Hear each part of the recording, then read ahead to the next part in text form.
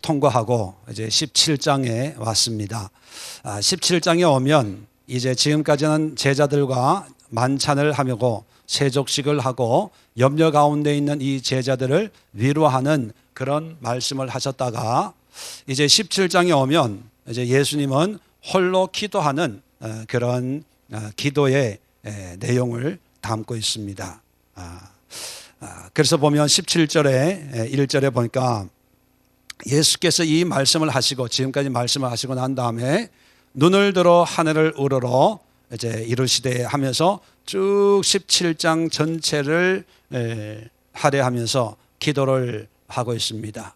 아마 겟세마네 동산에서 마지막 하나님과 또 제자들을 위해서 중보자로 기도하는 이 모습을 보면, 자, 예수님은 이 기도를 묵상으로 기도했을까요? 통성으로 기도했을까요?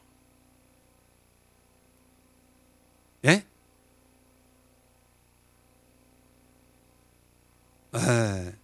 통성으로 했으니까 요한이 듣고 기록했겠죠. 아니, 그걸 뭐 그렇게 심각하게 생각을 하세요?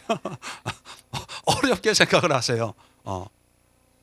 통성으로 기도하니까 그 통성이 하나님 앞에 간절한 마음으로 소리쳐 기도하는 내용이니까 요한이 듣고 나중에 기록하고 있는 거죠. 그렇게 보면 예수님도 통성 기도를 하셨어요. 그러니까 통성 기도하는 게 뭐 이상하고 시끄럽고 그런 게 아니고, 예수님도 그렇게 기도하셨는데 예수님 따라 기도하는 게 뭐가 어려워요? 기도는 우아하게 그렇게 울고불고 기도하냐? 마음으로 우리의 모든 걸 하나님이 다 아시는데 굳이 그렇게. 그런데 하나님이신 예수님도 통성 기도했는데 뭐가 그렇게 우아하게 폼 잡고 기도하려고 묵상으로 그렇게 기도해야 된다고 생각하는지 저는 모르겠어요. 기도를 예수님도 간절한 마음으로 사람들이 들을 수 있도록 그렇게 기도를 하셨어요. 또 여담이지만 꼭 그런 사람이 남들 기도할 때 자기 기도 안 하고 듣는 사람들, 그죠? 저 사람은 무슨 기도하나 그런데 보니까 요한도 자기 기도 안 하고 예수님이 무슨 기도 하나 들었던 것 같아요. 그러니까 기록했겠죠. 그런 거 보면 기도가 안 될 때도 있다. 안 될 때는 다른 사람 기도하는 거 듣고 아멘 아멘 아멘 해도 되는데 그게 상습적으로 해서는 안 된다. 그죠? 자, 기도, 예수님이 기도하는데 지금까지 여담이고요. 첫 번째 기도 시작, 서론적인 걸 얘기하면서 중요한 게 뭐냐 하면 이제 1절, 2절은 이제 예수님이 하나님께 모든 영광을 돌리기 위해서 이제 십자가의 길을 이제 간다는 그런 어떤 고백적인 기도를 하는 거예요.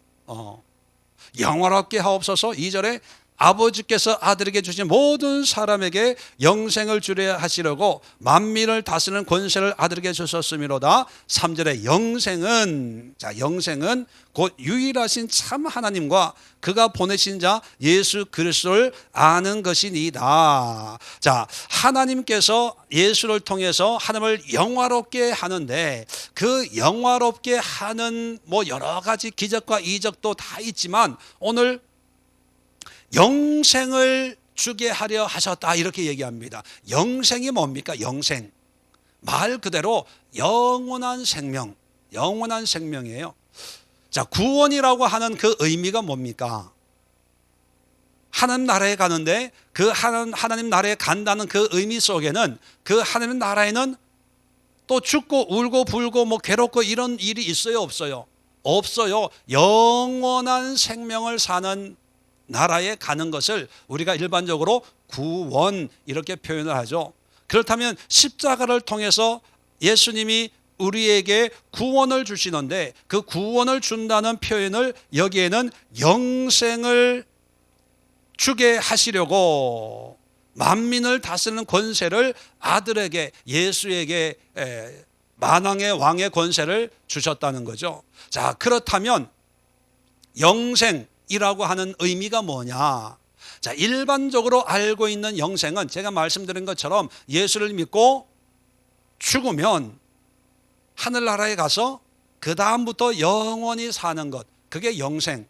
그 영생을 얻는 것이 구원이다 이렇게 이해를 하고 있습니다. 예, 맞아요. 맞는데 그런데 예수님이 우리에게 주시는 영생은 그런 영생만 있는 게 아니고 또 다른 영생이 있어요. 또 다른 영생. 그래서 제가 오늘 설교 제목을 빼앗긴 영생 이렇게 얘기한 거예요.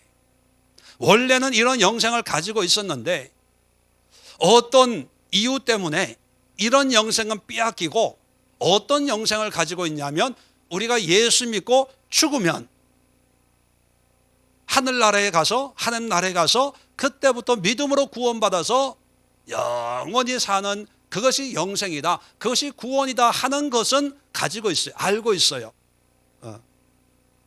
그래서 보통 이런 얘기를 하죠. 구원받았습니까? 물어보고 아멘 구원받았습니다. 그러면 또 물어보죠. 그러면 지금 당장 죽어도 천국에 가는 줄 확신하십니까? 아멘. 저 아멘이라고 하는 그 의미 속에는 이제 이 육신의 장막을 벗어버리면 한번 죽으면 그 다음부터 믿음으로 구원받아서 영원한 영생을 살 줄을 나는 믿습니다 라고 하는 그런 믿음은 가지고 있어요. 그런데 또 다른 영생이 있어요. 영생이 예수님이 그런 영생을 우리에게 주려고 이 땅에 오셨고 그런 영생을 주는 것이 하나님을 영화롭게 하는 것이고 예수님의 사명이다라고 말씀을 하시고 3절에 그 영생이란 뭐냐를 얘기하는데 다시 한번 읽겠습니다. 영생은 곧 유일하신 참 하나님과 그가 보내신 자 예수 그리스도를 뭐 하는 거요? 아는 게 영생이라. 아는 게 영생. 아니 여러분 좀 우리가 알고 있는 영생하고 좀 다르지 않아요? 우리가 알고 있는 영생은 제가 말씀드린 일반적인 죽고 난 뒤에 더 이상 죽지 않는 영으로 부활해서 영원히 사는 그게 영생이라고 생각을 했어요. 그러니까 지금 우리가 육을 가지고 있으면 영생을 살 수 있어요, 없어요? 없어요. 언젠가 죽어야 되니까. 그런데 예수님은 죽어서 구원받는 것을 얘기하는 게 아니라 3절을 요약하면 영생이란 하나님과 예수 그리스도를 뭐 하는 것? 아는 것이 영생이래요. 그럼 여러분 하나님과 예수님을 알아요, 몰라요? 알아요. 그러면 여러분에게 영생이 있어요, 없어요? 있어요. 그런데 왜 또 영생을 사모하고 영생을 믿습니까? 하면 아멘 하고 왜 그래요? 내가 죽으면 천당 갈까? 구원받을 수 있을까? 왜 긴가민가 해요? 말씀드렸지만 어떤 분이 만약에 저한테 목사님 제가 구원받았는 줄 도저히 안 되는데 목사님 기도해 보시고 내가 구원받았는지 안 받았는지 좀 알아주세요 하면 제 대답은 하나예요. 뭐라고 대답하겠어요? 예? 구원 못 받았다고 대답해 줄 거예요. 왜 지가 모르는데 내가 어떻게 알아? 아니 자기가 모르는데 남이 어떻게 알아요?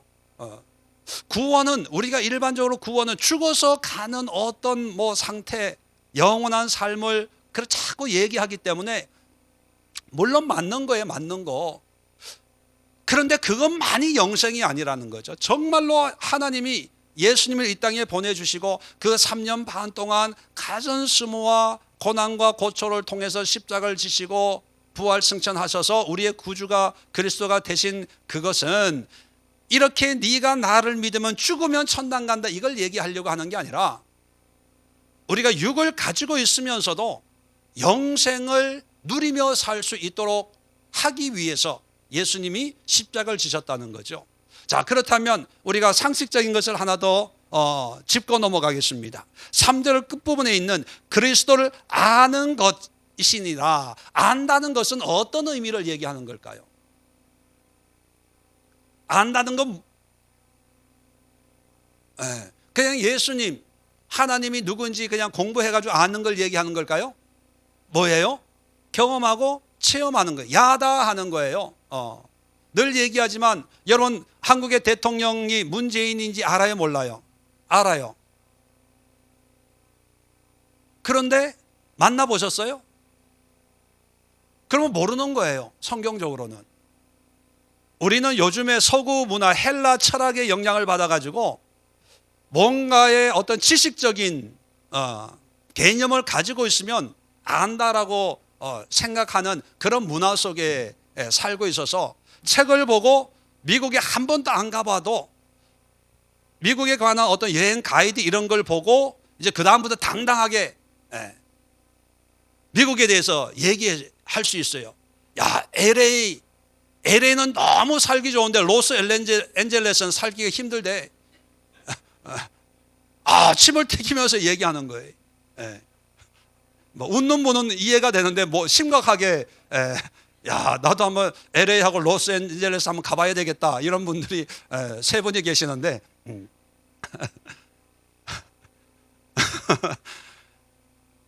성경에서 얘기하는 안다, 보았다, 들었다 뭐 이런 의미는 그냥 일방적으로 알고 있는 지식적인 의미가 아니라 그 사람을 만나본 거예요. 대통령이지만 대통령 이런 분이야 하지만 내가 그 문재인 대통령을 만나고 밥을 먹고 해가지고 얘기하다 보니까 이 대통령은 이런 삶을 살았구나, 이런 생각을 가지고 있구나 아는 거예요. 여러분이 저를 알아요?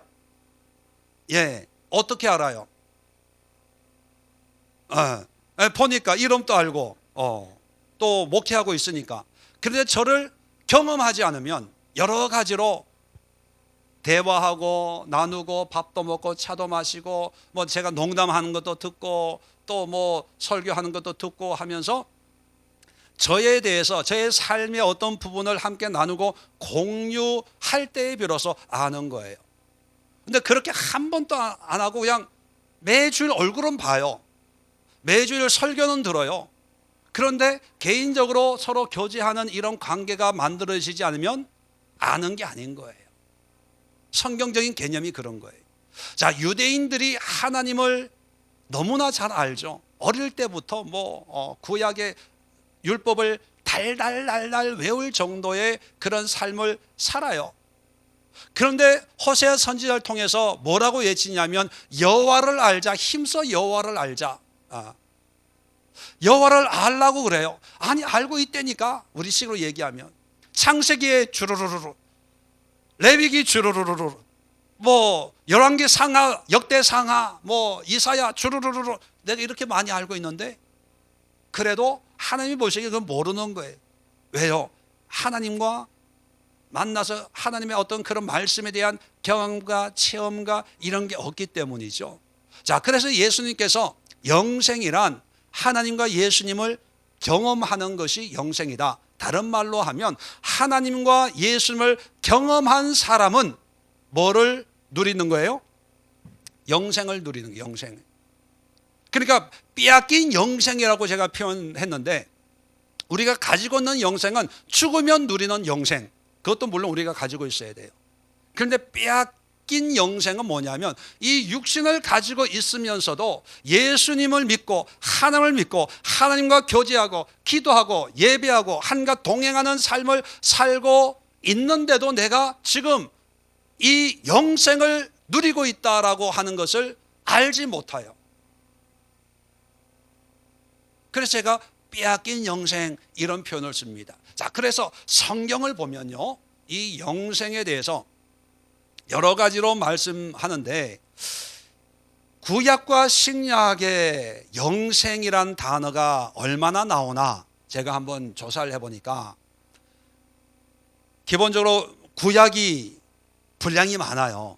내용이 많아요. 그런데 구약의 영생이라고 표현한 것은 딱 4번밖에 없어요. 영생이 4번밖에 안 나와요.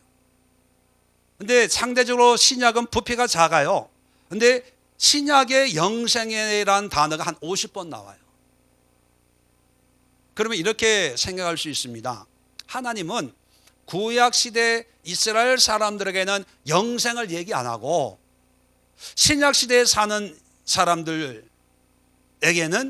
영생에 대한 그런 말씀과 보장과 그런 은혜를 베풀었구나 라고 생각하는데 과연 그럴까요? 구약 사람들에게는 영생을 얘기 안 하고 또 안 주려고 하고 신약 시대는 영생을 많이 하는 거 보니까 영생에 대해서 이제 소개하고 영생을 주려고, 그렇게 구약과 신약이 어떤 구원의 개념이 다를까요? 같을까요? 우리는 같다고 여겨야 돼요. 왜? 하나님은 한 분이시니까. 그러면 같으면 왜 구약에는 영생을 얘기 안 하고 영생 얘기할 때도요, 에덴 동산을 쫓아낼 때 영생할까 두려워하노라, 에덴 동산을 막으려고 할 때 썼고, 하나님에 대해서 영생하시는 이께서 하나님에 대해서 언급할 때 얘기하고, 나중에 구원받았을 때의 어떤 그런 구원의 상태를 영생이라고 얘기하고, 뭐 그런 용도로 네 번을 써요.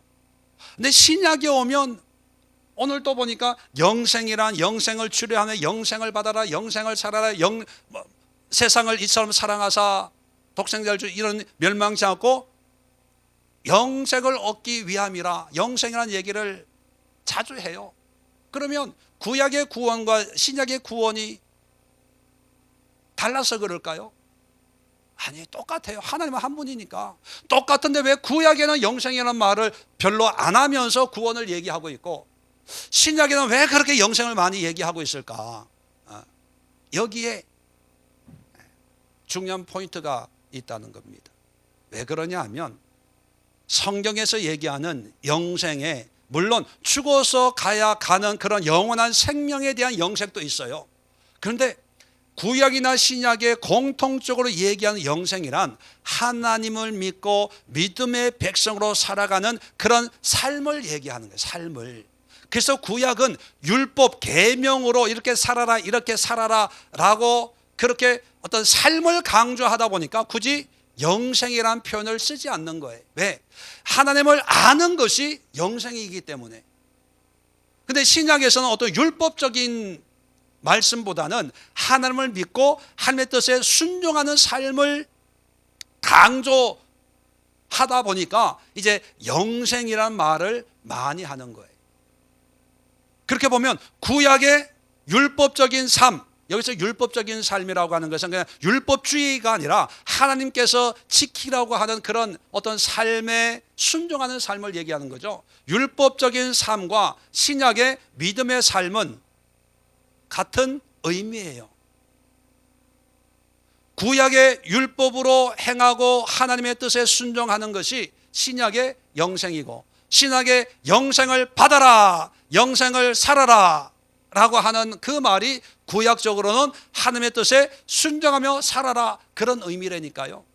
자, 그래서 우리가 잃어버렸던 영생의 또 한 부분이 뭐냐면, 영생은 이 육신을 가지고 하나님의 백성으로 살아가는 삶이 영생이에요. 비록 그런 삶은 육신의 죽음은 맛볼 수밖에 없죠. 육신을 가지고 언젠가는 죽음의 관문을 통과해야 되지만, 그러나 그것은 믿음으로 사는 사람들에게 죽음이라고 하는 것은 아무 의미가 없어요. 왜요? 이미 우리는 육신을 가지고 영생이신 하나님과 관계를 맺고 그 하나님과 교제하면서 영생을 살고 있기 때문에 믿는 자에게는 죽음의 모양과 모습이 중요하지 않는 거예요. 그래서 믿음으로 산 사람들을, 특히 성경에 나오는 제자들의 삶을 보면 다 순교하잖아요. 우리는 예수 믿으면 복 받아야 된다고 생각하는데 다 순교해요. 그 순교도 비참한 그런 순교거든요. 바울 같은 경우에는 여러 가지 학설이 있죠. 톱으로 켜서 죽었니, 불에 죽었니, 베드로 같은 사람은 거꾸로 십자가에 달려 죽었니, 여러. 근데 그 죽음이 정말 인간적으로 보면 비참해요. 신앙적으로 보면 순교라고 하지만, 근데 그런 죽음도 두려워하지 않았던 이유는 뭐냐면, 이미 나에게 영생이 있기 때문에 영생을 가지고 있는 내가, 이 세상에 사람들은 이 육신만 어떻게 할 수밖에 없잖아요. 육신만 죽일 수 있잖아요. 이미 나에게 영생이 있기 때문에 육신이 생명이 있든 없든 그건 중요하지 않는 거예요. 여자가 낳은 자 중에 가장 큰 자가 누구라고요? 세례 요한이 어떻게 죽었는지 아세요? 어떻게 죽었어요?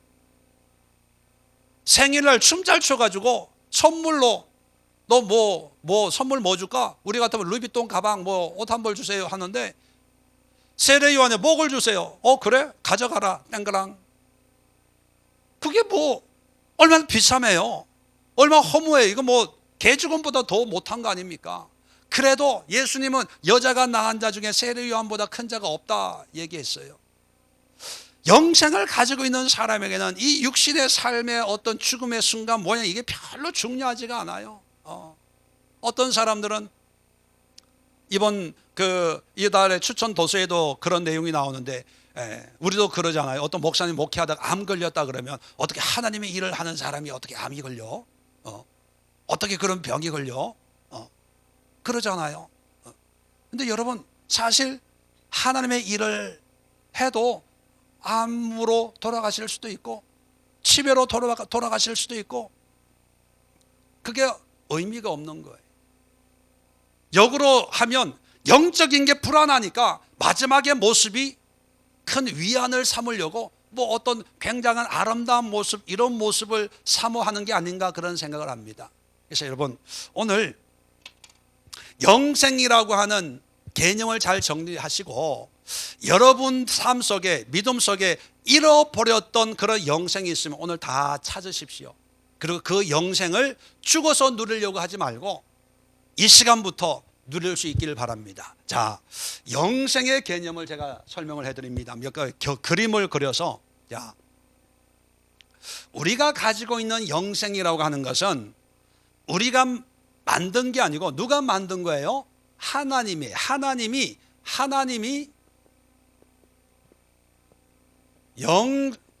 영생 또는 영존하신 하나님, 뭐 이런 표현을 썼는데, 하나님이 영생이기 때문에 하나님의 피조물로 우리 인간이 만들어진 거죠.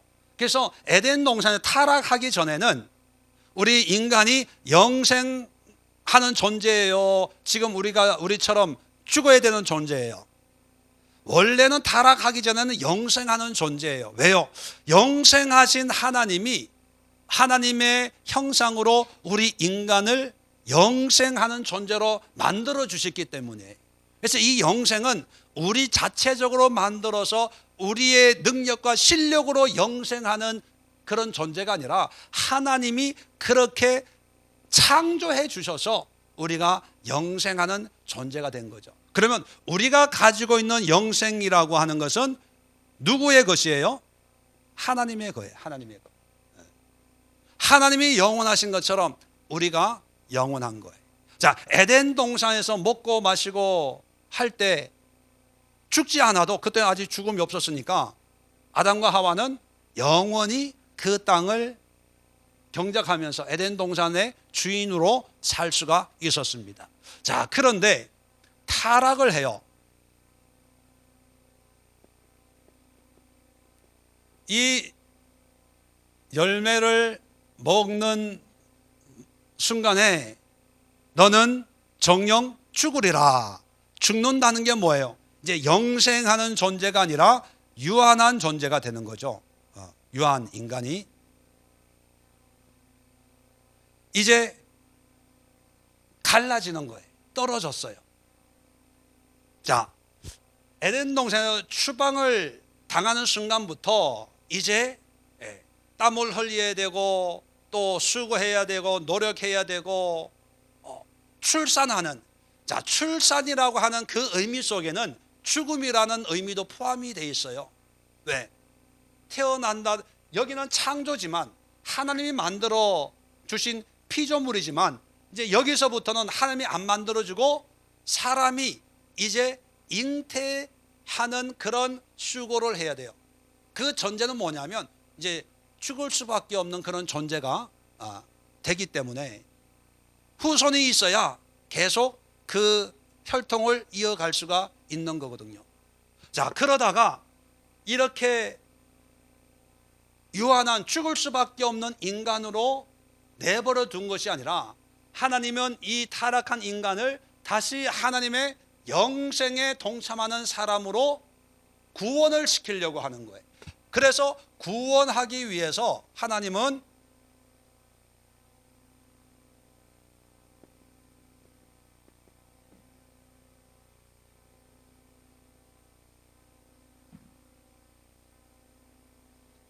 영생하는 하나님은 이 인간을 구원하기 위해서 선지자도 보내주시고 제사장도 보내주시고 또 은혜도 주셔서 이 죄악 가운데 있는, 그래서 죄의 삭은 뭐다? 사망, 죽음인데 이 죽음을 이겨서 영원한 생명으로 옮겨 오려고 애를 써요. 그런 하나님의 수고가 구약, 신약에 있는 이런 하나님의 모습들이죠. 자, 이런 모습을 통해서 하나님이 우리를 인도하는데, 자, 처음에 이렇게 뚝 떨어졌던 어떤 사람이 이제 하나님의 그 마음을 알고 하나님의 은혜로 이제 다시 이제 들어가요. 자, 들어갈 때, 자, 하나님의 영생과 우리가 공유하는 이 부분이 우리 인간에게는 영생이에요. 영생. 네, 영생이고, 여전히 우리의 죄악된 우리의 삶의 모습은 여전히 가지고 있어요.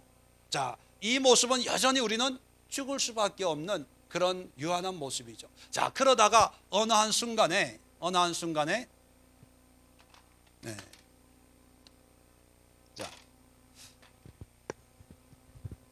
자, 믿음으로 살다가 어느 한 순간에 하나님 영생인데 은혜를 받아가지고 이 안에 다시 들어와요. 인간.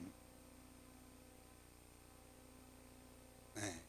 자, 점점 가가지고 이제 다시 하나님의 영원한 생명 속에 우리가 거하는 완전한 어떤 은혜의 삶, 믿음의 확신과 고백과 그 삶을 통해서 하나님의 은혜 속에 기도원처럼 연약하고 부족하지만 하나님과 관계하고 하나님을 선택하고 하나님의 순종하는 삶을 살면, 이제 비록 우리는 육신을 여전히 가지고 있어요. 육신은 가지고 있지만 우리의 모든 삶이 하나님께 속한 자가 되면 이럴 때 영생을 살고 있는 거예요. 자, 그러면 이것이 우리의 삶의 어떤 단계라고 보면, 이것이 타락하기 전에 아담과 하와가 누렸던 가장 바람직한 하나님과의 관계의 모습이라면, 자, 이것은 믿지 않았을 때, 그죠? 불순종했을 때의 삶의 모습, 하나님과 관계 없어요. 그러다가 어떤 전도를 통해서 교회 나와서 예수 믿고 완벽하지 않지만 조금씩 하나님의 뜻에 순종하면서 하나님의 주시는 그 영생을 믿게 돼요. 확신하게 돼요. 그래도 좀 한편으로는 긴가민가 가봐야 알지 뭐. 죽어봐야 알지 뭐. 그렇다고 죽어볼 수도 없잖아요. 그냥 믿음으로 살아가는 상태라면, 이 상태는 하나님을 만났어, 하나님을 체험했어, 오늘 말씀하고 있는 것처럼 참 하나님과 예수 그리스도를 아는 것, 하나님을 경험하는 것, 이게 영생이에요. 자, 그런데 성경을 보면 이런 영생을 표현을 이렇게 설명을 안 하고, 표현을 영생을 얘기하면서 영생을 얻었느니라, 완료형, 과거에 이미 내가 받았다고 표현을 하기도 하고, 영생을 받아라, 미래형으로 얘기를 하고, 어떤 경우에는 영생하도록, 영생하리라, 현재형으로 얘기해요. 한번 요한복음, 다른 데는 시간이 없으니까 찾지 말고 요한복음만, 요한복음 3장을 한번 봅시다. 3장 15절,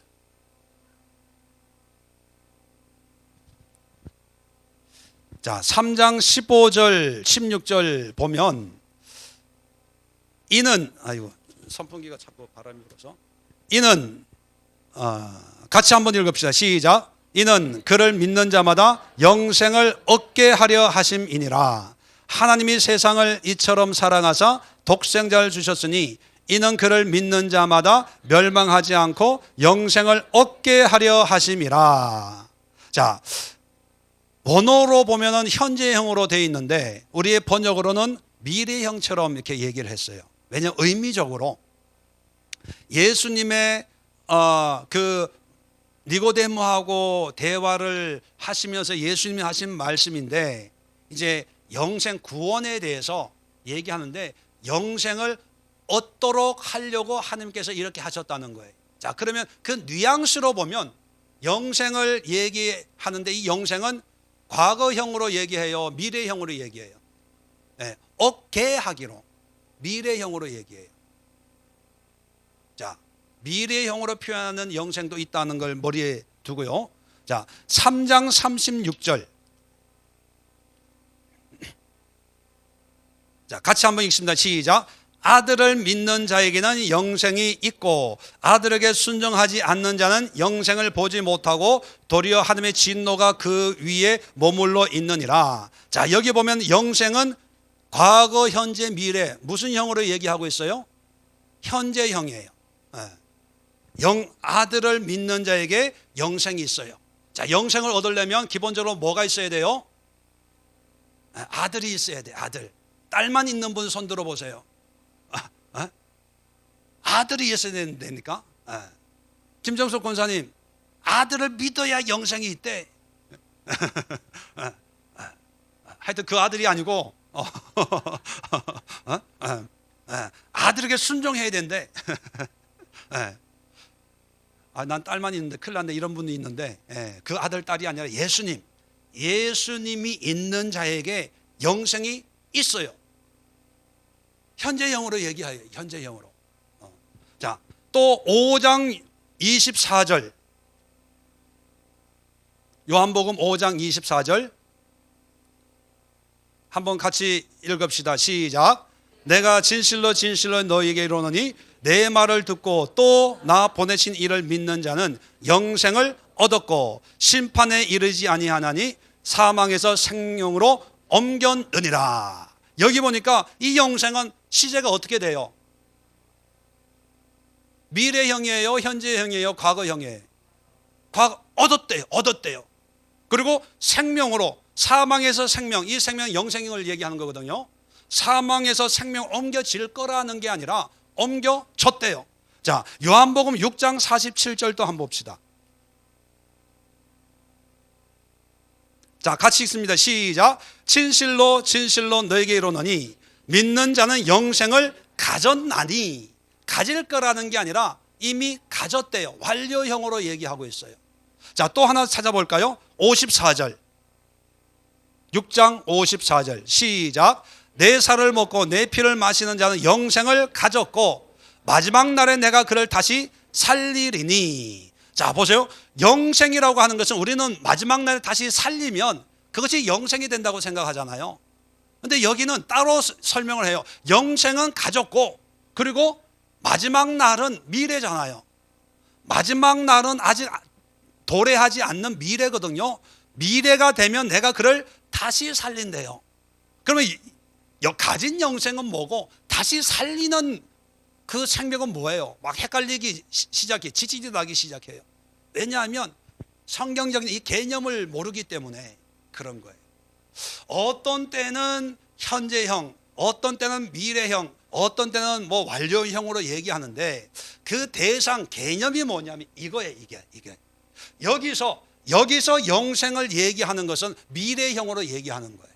이미 타락해가지고 하나님과 관계없는 삶을 살고 있는 거예요. 그러니까 니고데모, 우리가 공부했지만 니고데모가 뭐 젠척하고 사내들은 공회원이고 해도 사람은 다 존경을 하는 사람이어도 예수님에게는 니고데모가 거듭났다 안 났다? 안 났기 때문에 얼굴 쳐다보자마자 사람이 물과 성령을 거듭나지 않으면 하늘나라를 볼 자가 없다. 거듭나야 된다고 얘기해요. 왜? 거듭 안 났던 거였거든요. 아무리 뭐 신앙생활 오래 하고 직분이 높고 뭐 목회를 하고 있는 목사이어도 하나님 보시기에 거듭나지 않으면 구원이 없으면 없는 거예요. 이 니고데모 같은 사람에게 영생이 있을 거다, 영생을 받아야 한다, 영생하리라 미래형으로 얘기해요. 자, 그러다가 어떤 경우에는 이제 하나님을 믿는데 불완전한 사람이 완전하지가 않아요. 그런 사람에게 확신을 주기 위해서, 확증하기 위해 지금 영생이 너에게 있어, 낙심하지 마, 더 하나님의 뜻에 순종하고 하나님의 은혜로 살아가, 걱정하지 말고 너는 이미 영생을 가진 사람이야. 뭐 그렇게 염려해? 쟁기를 쥐고 뒤를 돌아보려고 그러냐? 앞만 보고 쭉 하나님의 그 영원하신 하나님의 은혜 속으로 계속 걸어오면 되는 거야. 주변을 보지 마, 세상을 보지 마. 그럴 때 영생이 있느니라 현재형으로 얘기하고 있는 거죠. 자, 그러다가 하나님의 은혜 속에 있는 사람들에게는 완료형으로 얘기하는 거예요. 왜요? 처음에는 없다가 조금 있다가 이제 그 영생을 가졌거든요. 그러니까 담대하게 영생을 얻었느니라, 사망에서 생명으로 옮겨졌느니라, 염려하지 말고 담대하게 믿음으로 지금처럼 그렇게 살아가는 거야. 믿음을 지키면 되는 거야. 그렇게 얘기하는 거예요. 자, 여기서 중요한 것은 뭐냐면 현재형으로, 과거형으로, 미래형으로, 현재형으로, 완료형으로 얘기하지만 공통점은 뭐냐면 이렇게 얘기하는 영생의 시제, 이 영생이라고 하는 이 상태는 미래가 아니라 현재라는 거예요. 죽어서 이렇게 영생을 얻는다는 얘기가 아니라 지금 내가 내 육신을 가지고 예수님을 믿으면서 이 삶 속에서 하나님의 영생을 내가 경험하고 체험하고 누리고 살 수가 있는 그런 생명이 있다는 거예요. 이해되시죠? 구약에서는 이것을 삶으로 얘기해요. 삶으로. 절기를 지켜라, 예배 드려라, 순종해라, 레위기면 이런 건 먹지 마라, 이런 건 먹어라, 이렇게 해라, 잔소리 하듯이 그렇게 구별된 삶을 통해서 하나님의 이 죄의 문제를 해결하고 영생을 누려야 되지 않겠냐. 삶으로 표현하다 보니까 영생이라는 말이 그렇게 필요가 없는 거예요. 근데 신약에 오면 이제 이방인들이 이 하나님을 이제 이해해야 되거든요. 그러니까 유대적으로 설명하면 유대 율법을 모르는 이방인들이 이해가 안 되니까 이제 영원한 생명의 실체를 얘기하는 거죠. 영원히 죽지 않는 그런 생명을 하나님이 우리에게 주셨는데 우리가 믿음으로 하나님 예수님을 나의 구세주로 영접하고 그 예수님의 말씀을 내가 순종하고 경험하고 체험하고, 이것을 오늘 본문에 보면 아는 것이라고 표현하죠. 그렇게 하나님을 알면 우리가 영생을 이 육신을 가지고도 누릴 수 있는 거야. 이걸 설명을 해줘요. 그렇다면 영생은 두 가지 면이 있어요. 가장 일반적인 면이 죽어서 누리는 구원받은 그런 삶이 있어요. 또 하나의 영생이 있어요. 그것은 뭐냐면 이 죄의 덩어리인 육신을 가지고 있으면서도 예수님과 함께 누리는 영생이 있어요. 누리는.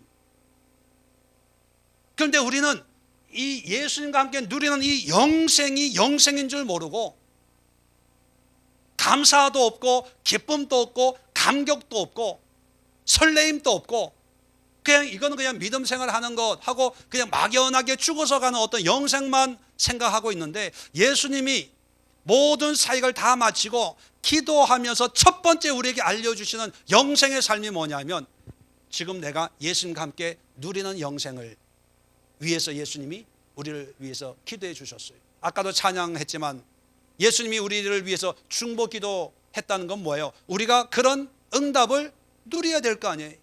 죽으면서도 우리에게 영생의 삶을 살도록 기도했다면 그 기도가, 예수님이 2000년 전에 하신 그 기도가 오늘 나를 통해서 내 삶 속에서 그 기도가 이루어지도록 해야 될 거 아닙니까?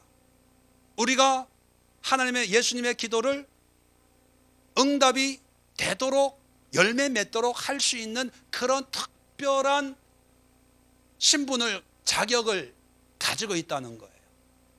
아니, 이것은 우리가 가지고 있는 능력이 아니고 하나님이 그런 은혜를 우리에게 베풀어 준 거예요.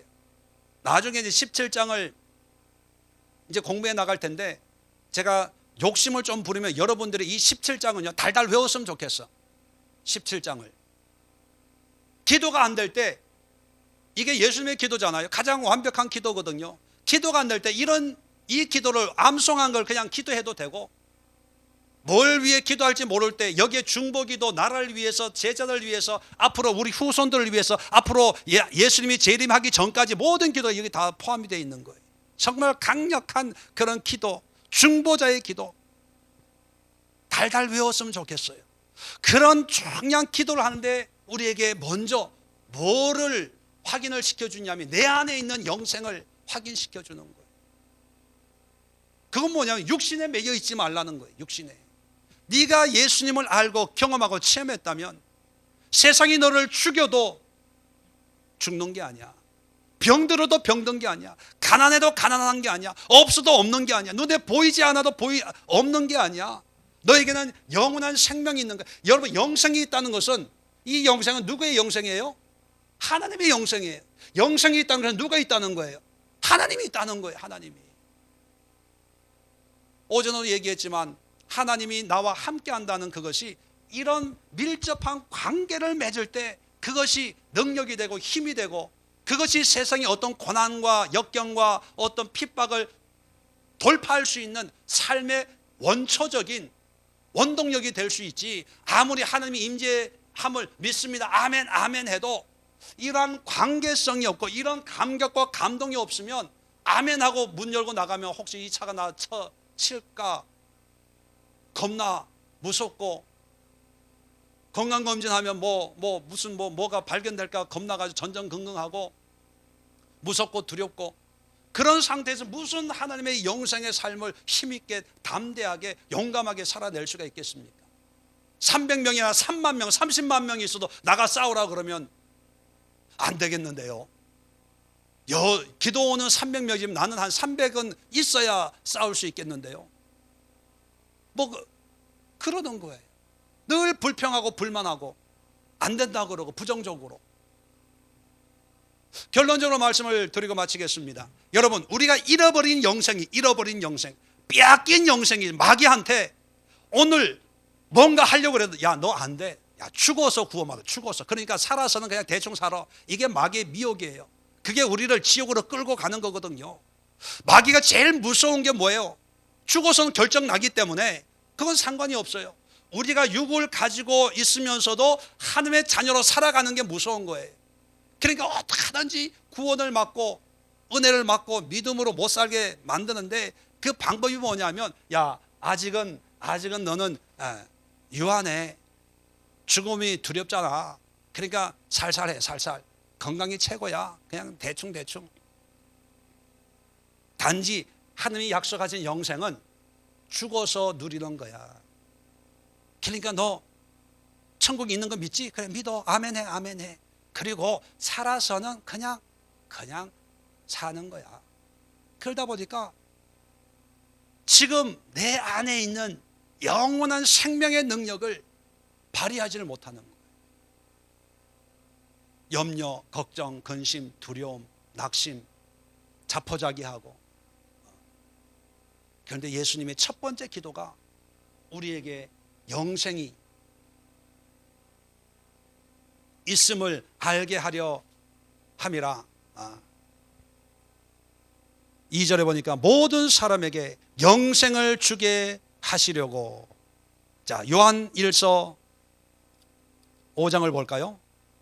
자, 요한이 지금은 예수님의 말씀을 인용하면서 이렇게 얘기하지만 요한 1서 5장에 보면 13절, 5장 13절, 내가 하나님의 아들의 이름을 믿는 너희에게 이것을 쓰는 것은, 요한 1서 포함해서 요한이 요한복음을 쓰고 하는 이런 하나님의 말씀을 이렇게 쓰고 있는 이유가 뭐냐면, 요한 1서 5장 13절, 너희로 하여금 너희에게 뭐가 있음을 알게 하려 함이라? 영생이 있음. 이건 죽어서 누리는 영생이 아니라 예수를 믿고 예수를 경험하는 순간에 하나님께서 주시는 그 은혜의 영생이에요. 이건 선물이에요, 선물. 그러니까 이 영생을, 그렇다고 영생이 있으니까 달려오는 차에 나 쳐봐라, 죽나 안 준다, 이렇게 아니라 하나님 주시는 이 세상이 알 수 없는 그런 생명을 내가 가지고 있기 때문에 하나님을 담대하게 기쁨으로 즐거움으로, 은혜 속에 있으면요, 비록 우리 육신이 있지만 에덴 동산 같은 하나님의 사명을 감당할 수 있는 그런 은혜의 삶이 된다는 거죠.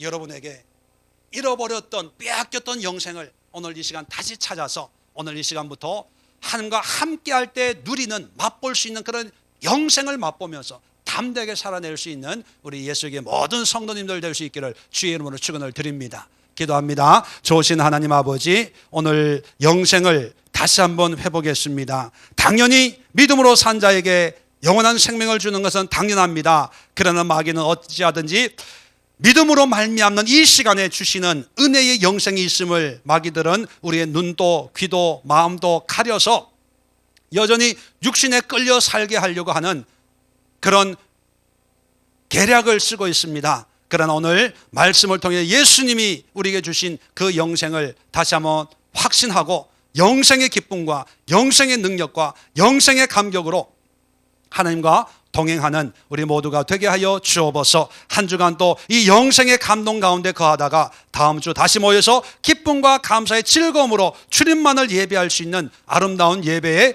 우리 예수의 교회가 될 수 있도록 인도해 주시옵소서. 예수님의 이름으로 감사하며 간절히 기도드리옵나이다. 아멘.